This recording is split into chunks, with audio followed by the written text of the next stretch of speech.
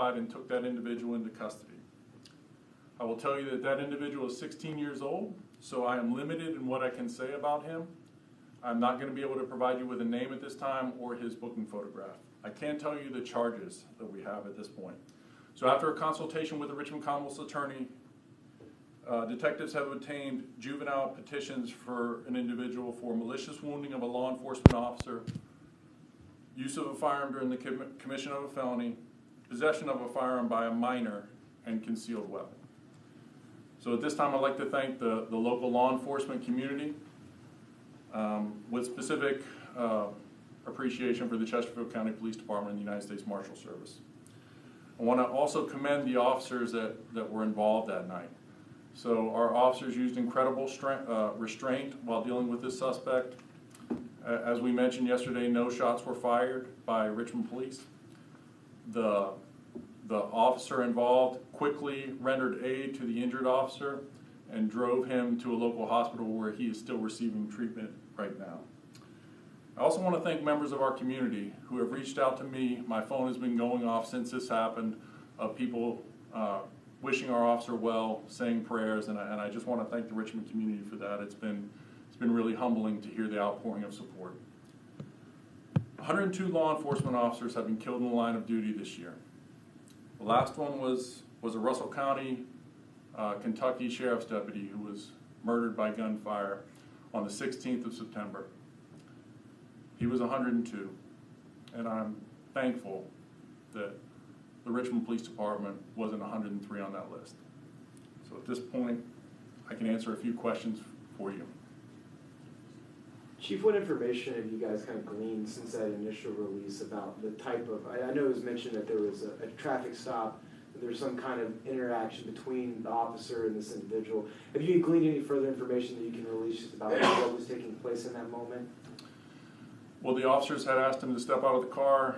There was a struggle. A firearm was discharged. A firearm was recovered from the scene as well. So I can tell you that.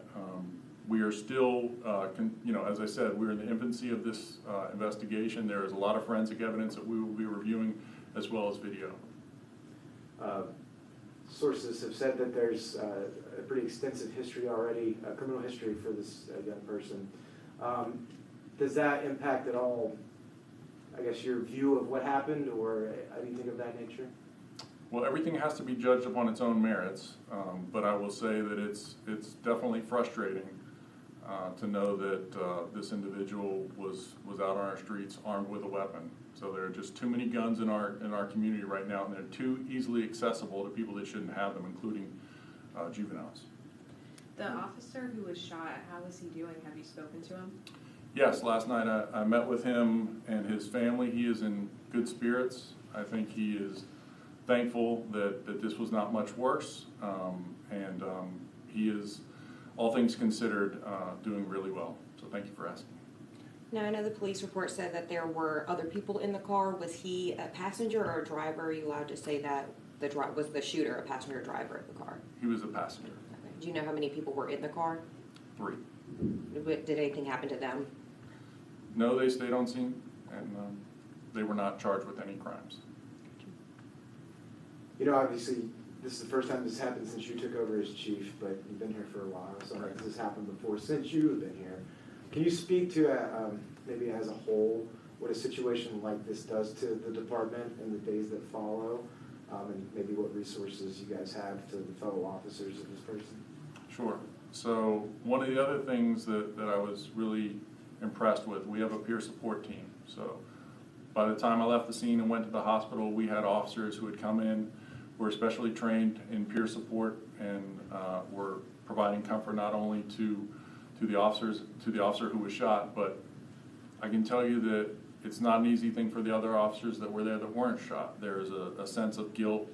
There is a question of that is very natural in these circumstances, of those officers asking themselves, could I have done something different? Could I have, if I had done this, we just could have avoided this. So I think that those officers coming in and providing that peer support is just really crucial. And we're going to be offering days off in the days to come for those officers who were affected, and we're looking for volunteers to come in so we can give those that specific shift who almost lost one of their colleagues a break so they can recharge. Chief Edwards, what was the initial traffic stop for? Running a stop sign.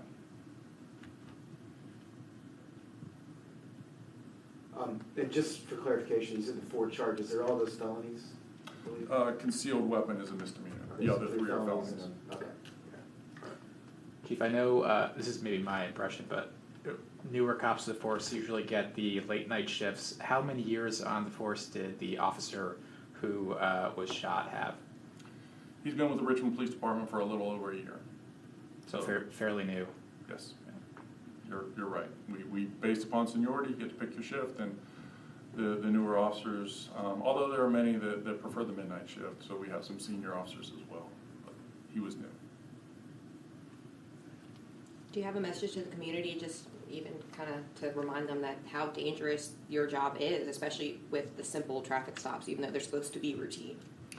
Well, we like to say there is no such thing as a routine traffic stop, that all of them are unknown threats. So that's how we have to prepare for it. And I would just say that the message to the community is you should be searching your child's rooms, you should be checking their social media, you should be ensuring that they are not riding around the streets of our city after the curfew with firearms. So I think that is something that is a reasonable request that we would ask for our parents in our community.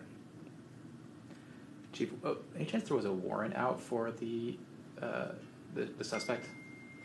He did have an active warrant on file. So, inferring here, but that may have been part of the reason why this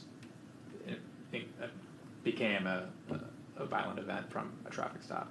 It's certainly possible that played into his thinking. You all good? Thank you all for coming. I appreciate you. Thank you. Thank you. Thank you. Thank you so much. Right here, all right. Yeah.